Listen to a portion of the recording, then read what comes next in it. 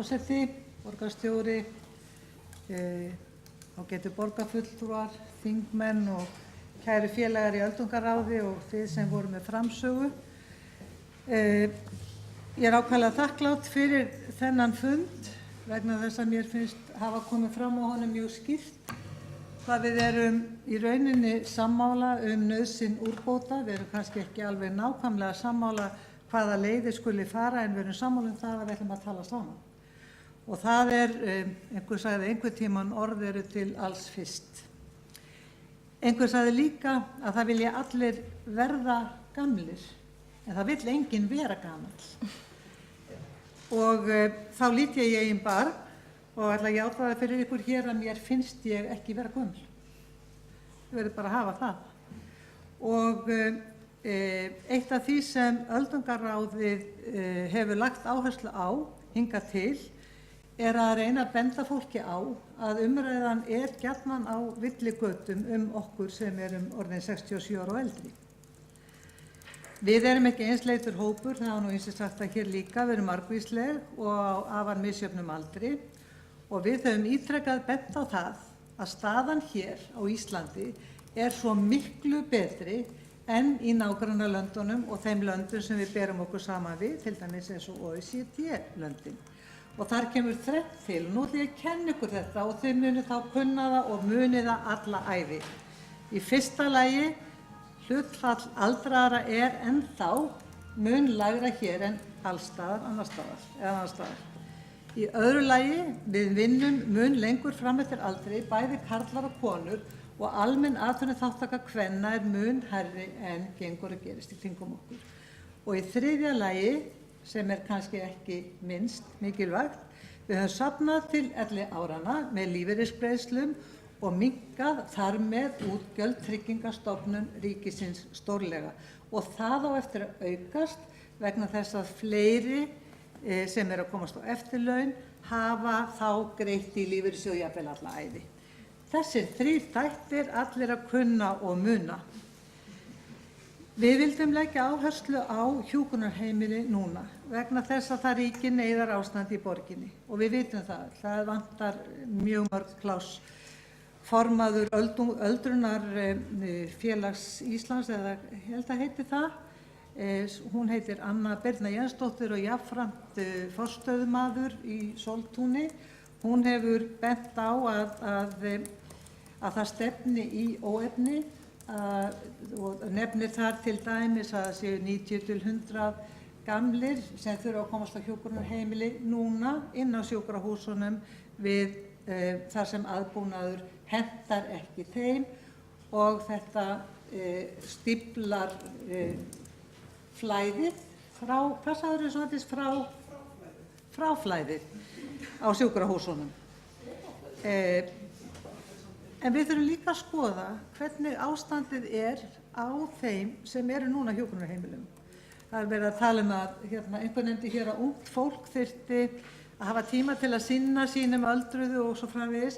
En staðreyndin sú að þeir sem eru með foreldra sín og ættingja á hjúkrunarheimilum eru miklu frekar á mínum aldri heldur en þeirra sem eru með börnin.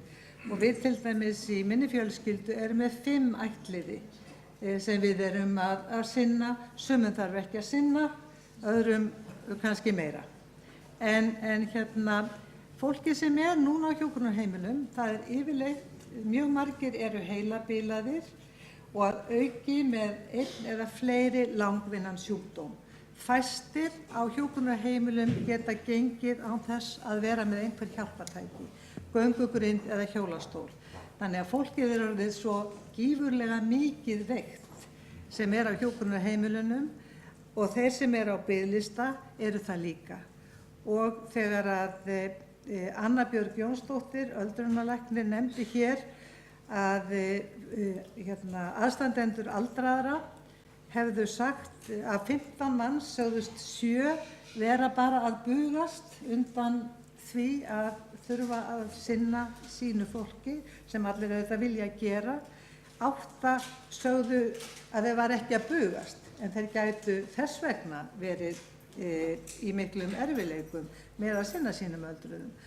Og þess vegna verðum við þrátt fyrir allar mögulegar úrlausnir sem eru greinilega hérna á næsta leiti og er verið að taka í notkun, alls konar tæknilausnir og svo framvegis og bætt heimaþjónust og annað, þá getum við ekki hætt núna að byggja hjúkrunarheimili. Við verðum að halda áfram og taka þennan húf af á meðan við finnum aðra lausnir.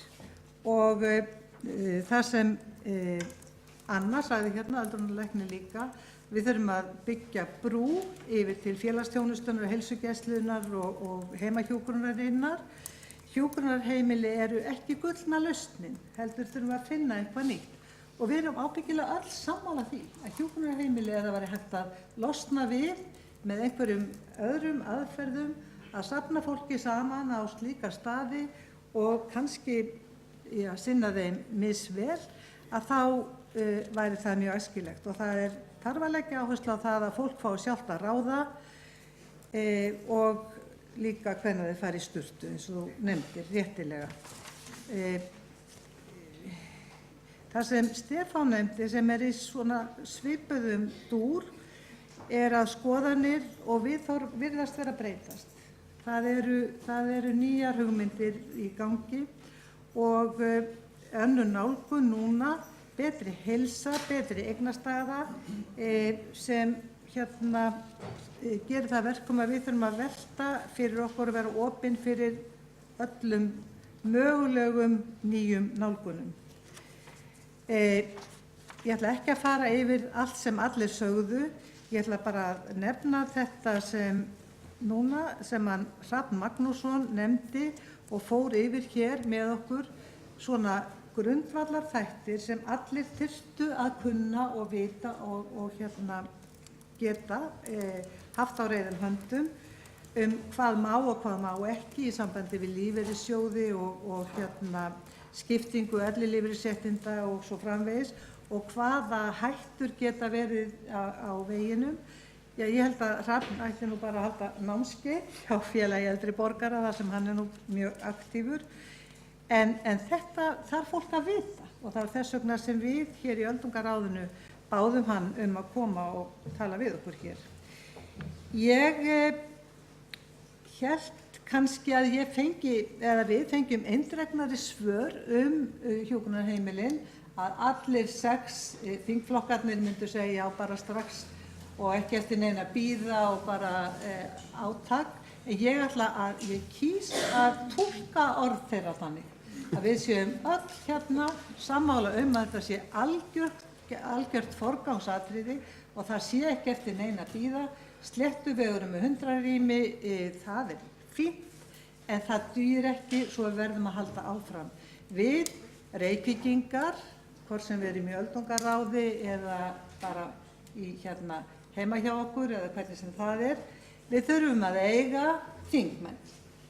Og það eru þingmenn Reykvíkinga og nú hefur Eygló ráðherra verið svo elskulega að koma til okkar hingað til Reykjavíkur þótt hún sé í öðru kjördæmi. Og það er gott að eiga þig að, Eygló, og ég vil bara að lokum segja þetta. Þið eru þingmennirnir okkar og Eygló og við viljum eiga ykkur að og svo vil ég bara þakka samstarfi við borgarstjórn og borgarstjóra og forseta borgarstjórnar, allt starfsfólki hér, öldungaráð og borgarfulltrúna og þakka fyrir þennan góða fund og við erum ekki hætt, við höldum áfram og sem sagt takk kærlega fyrir að gefa ykkur tíma til að vera hérna saman.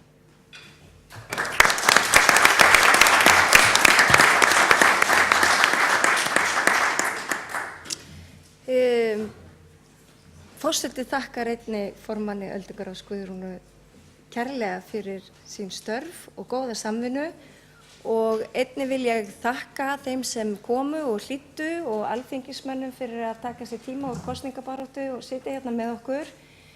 Þetta búið að vera góður og gagnlegur fundur. Ég vona að hann verði til einhvers. Við höldum ótrauð áfram að gera heiminn bærilegri fyrir fólk á öllum aldri, hvernig sem það svo sem er. Ég segi fundi slitið og eigið þið góðan dag.